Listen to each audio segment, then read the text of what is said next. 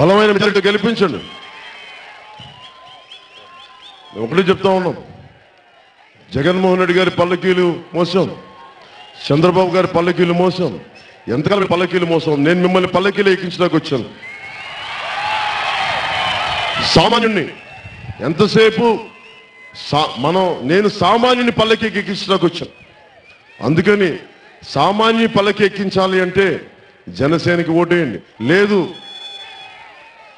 దోపిడీ జరగాలి, గుండాయిజం జరగాలి అంటే జగన్మోహన్ రెడ్డి గారిని గెలిపించండి.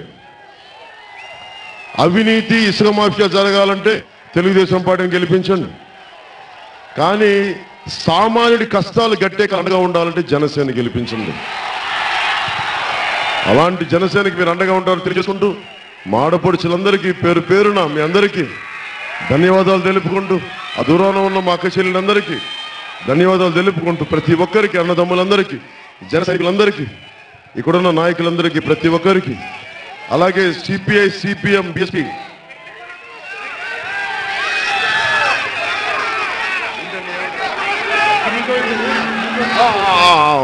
అగ్రిగోల్డ్ ఓకే క్షమించాలి అంటే అగ్రిగోల్డ్ చెప్పారనేది. అలాగే ఉత్తరాంధ్ర సంబంధించి దాదాపు దేశం మొత్తం మీద మనకి దేశం మొత్తం అగ్రిగోల్డ్ చాలా పెద్ద సమస్య. అగ్రిగోల్డ్ బాధితులందరికీ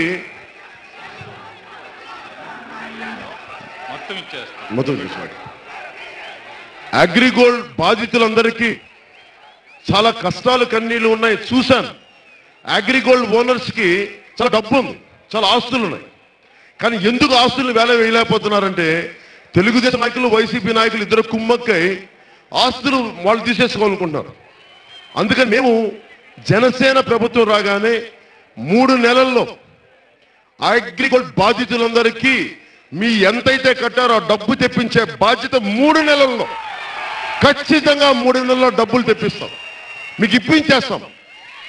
ఆ డబ్బుల్ని మేము ఎలా వసూలు చేస్తాం అనేది, వాళ్ళ ఆస్తులు అమ్ముతామా, జాతీయం చేస్తామా, వాళ్ళని రకరకాలుగా ఏం చేస్తాం, అది జనసేన ప్రభుత్వ సమస్య అది.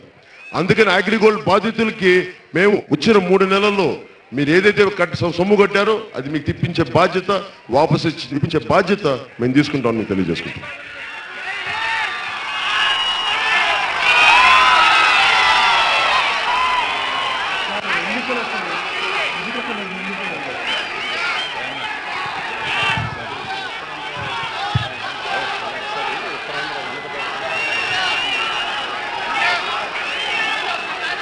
అంటే వరుసగా చెప్తా ఉన్నాను, అంటే అన్ని సభల్లో అన్ని మాట్లాడగా ఒక సభలో మాట్లాడతానని.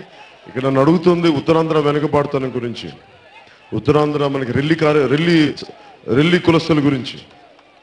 నేను నా కులం నేను ఎప్పుడు నాకు తెలియదు, నేను అనుకోలేదు ఎప్పుడు. కానీ నాకు తెలిసిన, నేను ఇష్టపడ్డ, నాది అనుకుంది రెల్లి కులం నాది. ఎందుకు రెల్లి కులం అంటానంటే